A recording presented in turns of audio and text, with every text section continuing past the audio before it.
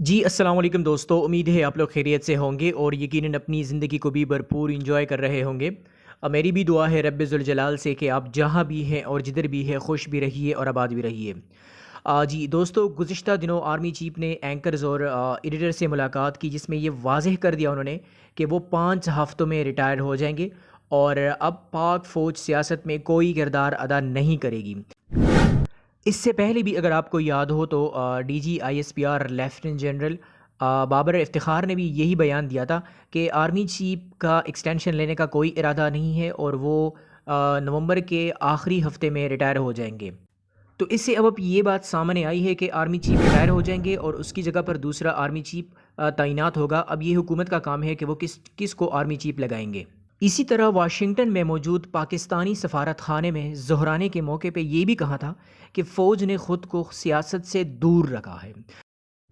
D G I S P R اور اسی طرح ڈی جی آئی ایس آئی نے بھی ایک پریس کانفرنس کی ہے جو کہ انپریسیڈنٹڈ پریس کانفرنس تھا، کیونکہ ڈی جی آئی ایس آئی کا عہدہ سنبھالنے کے بعد انہوں نے خود کو میڈیا سے دور بھی رکھا اور وہ میڈیا پرسن سے زیادہ نہیں ملتے تھے۔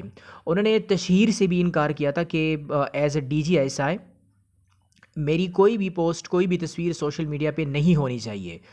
ڈی جی آئی ایس آئی نے یہ بھی کہا کہ میری موجودگی میں مارچ میں اس کا مطلب یہ ہے کہ عمران خان کی حکومت تھی، تو انہوں نے تو کلیئر نام نہیں لیا کہ عمران خان، لیکن ان کا اشارہ یہی تھا کہ عمران خان صاحب نے آرمی چیف کو غیر معینہ مدت تک توسیع کی پیشکش بھی کی تھی۔ انہوں نے یہ بھی کہا کہ یہ بہت پرکشش پیشکش تھی، لیکن آرمی چیف نے اس پیشکش کو ٹکرا دیا کیونکہ ادارے نے یہ فیصلہ کیا ہے کہ اب ہم نے ادارے کو متنازع نہیں بنانا اور ہم نے اپنا آئینی رول ادا کرنا ہے۔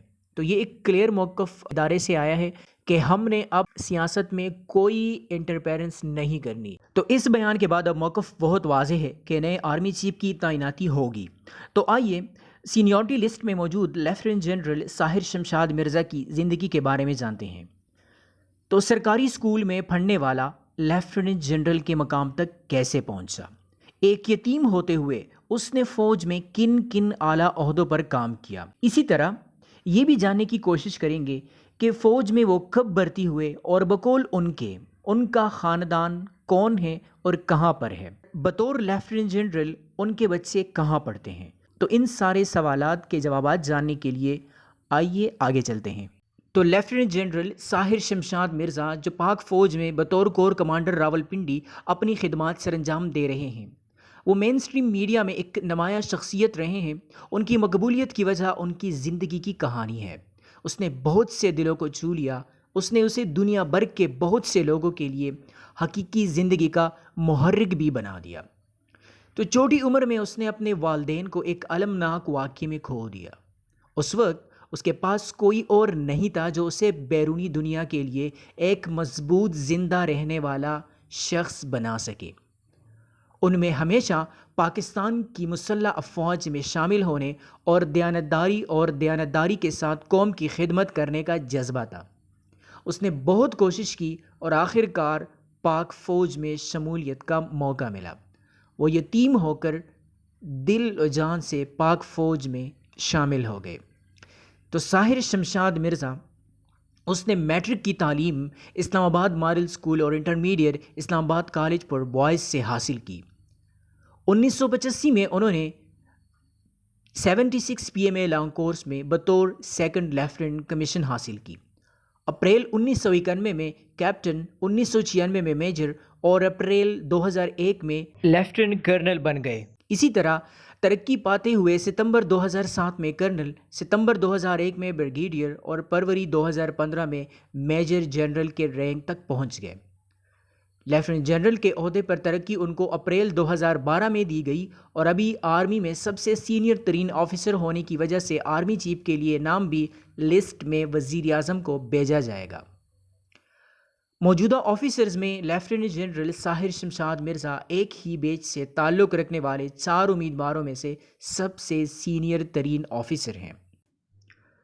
تو ڈان کے خبر کے مطابق فوجی ذرائع نے ان کے پروفائل پر تبصرہ کرتے ہوئے کہا ہے کہ وہ چیف آف آرمی اسٹاف یا chairman joint chief of staff committee کے 2 عہدوں میں سے کسی ایک کے لیے واضح طور پر مضبوط امیدوار ہیں۔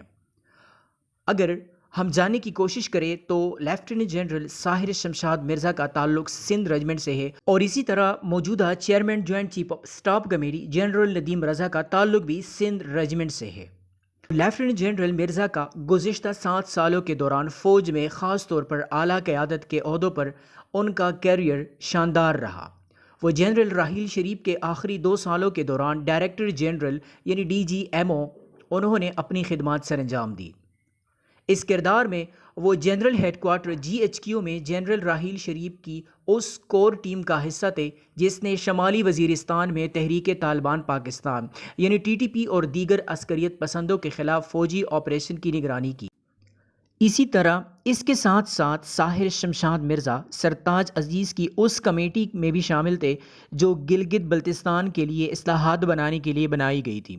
جب وہ 3 سٹار جنرل کے عہدے پر پروموٹ ہوئے تو وہ چیف آف جنرل اسٹاف تعینات ہوئے، جو پاک آرمی میں آرمی چیف کے بعد سب سے بااثر عہدہ ہوتا ہے۔ اس عہدے پر تعیناتی کے بعد وہ نیشنل سیکیورٹی اور اسی طرح خارجہ امور کے حساس فیصلوں میں بھی انہوں نے اہم کردار ادا کیا۔ 2021 میں سابق وزیر خارجہ شاہ محمود قریشی اور چائنیز فارن منسٹر وانگ یی کے درمیان اسٹریٹجک ڈائیلاگ میں بھی انہوں نے حصہ لیا۔ اکتوبر 2021 میں انہیں کور کمانڈر راولپنڈی تعینات کیا گیا تاکہ وہ آپریشنل تجربہ حاصل کر کے اعلیٰ عہدوں کے لیے منتخب ہونے کے لیے وہ اہل ہو سکیں۔ اسی طرح ساحر شمشاد مرزا جب پاک فوج میں شامل ہوئے تو انہوں نے نیکسٹ آف کن کالم میں 8 سندھ لکھا تھا۔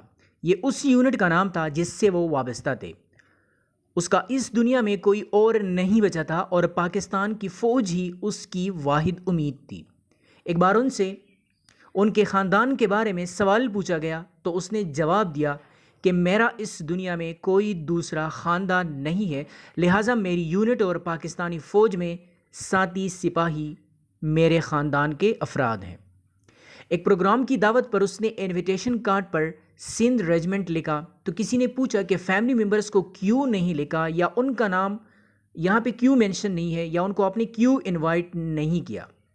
تو اس نے دل دہلانے والا جواب دیا کہ میری فیملی نہیں ہے، میں جب چھوٹا تھا تو میرے پیرنٹس اس دنیا سے چلے گئے ہیں اور میں اپنی فیملی میں اکیلا ہوں۔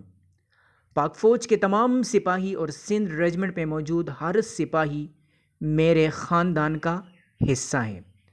انہیں پاک فوج میں بھرتی ہوئے 3 دہائیاں ہو چکی ہے۔ وہ ابھی بھی اسی فخر اور اسی جذبے کے ساتھ محنت کر رہا ہے۔ ان سالوں کی سخت محنت، صبر اور وفاداری نے اسے وہ بنا دیا جو آج وہ ہے۔ اس کی کہانی اس بات کا اصل ثبوت ہے کہ آپ جس چیز سے بھی کر گزرتے ہیں، آپ کبھی نہیں جانتے کہ زندگی آپ کے لیے کیا رکھتی ہے۔ کچھ دن پہلے ساحر شمشاد مرزا اس اسکول میں منعقدہ تقریب کے مہمان خصوصی تھے جہاں سے انہوں نے پڑھا تھا، تو اس نے کہا کہ میں ایک سرکاری اسکول کی پیداوار ہوں اور میرے دونوں بچے بھی، یہ اب سن لے یہ بات، اور میرے دونوں بچے بھی سرکاری اسکول میں پڑھ رہے ہیں۔ اس نے مزید کیا کہا؟ اس نے کہا کہ میں نے ان کو نہ تو بیکن ہاؤس میں داخل کیا اور نہ میں نے اس کو روٹس میں داخل کیا، نہ کسی دوسرے پرائیویٹ اسکول میں، مہنگے اسکول میں داخل کیا، بلکہ میرے دونوں بچے سرکاری اسکول میں ہی پڑھ رہے ہیں۔ انہوں نے مزید کہا کہ میں نے طالب علمی کے زمانے والی کاپیاں اپنے پاس محفوظ کی ہیں۔ اس نے کہا کہ میں وہ کاپیاں اپنے بچوں کو کبھی کبھی دکھاتا ہوں جس میں میں ٹیسٹ دیا کرتا تھا۔ میں وہ کاپیاں بھی اپنے بچوں کو دکھاتا ہوں جس میں میں املا کا ٹیسٹ دیتا تھا، جس کا عنوان یہ ہوتا تھا کہ املا لکھیے۔ یقیناً لیفٹیننٹ جنرل ساحر شمشاد مرزا کی زندگی کی کہانی ہم سب کے لیے ایک سبق آموز کہانی ہے جو کتابوں تک محدود نہیں بلکہ پریکٹیکل لائف میں ہمارے سامنے موجود ہے۔ دوستو، بس ہماری یہی دعا ہے کہ اللہ تعالیٰ مملکت پاکستان پر اپنا رحم فرمائے۔ اسی طرح ارشد شریف صاحب کو بھی آپ اپنی دعا میں یاد رکھیے گا کہ اللہ تعالیٰ ان کو جنت الفردوس میں اعلیٰ مقام عطا فرمائے اور ان کے خاندان اور اہل خانہ کو صبر جمیل عطا فرمائے، آمین یا رب العالمین۔ جی دوستو، بس آج کے لیے اتنا ہی کافی ہے اور انشاءاللہ حاضر ہوں گے ایک نئی انفارمیٹیو ویڈیو کے ساتھ۔ تب تک کے لیے ہمیں اجازت دیجیے گا۔ اللہ حافظ۔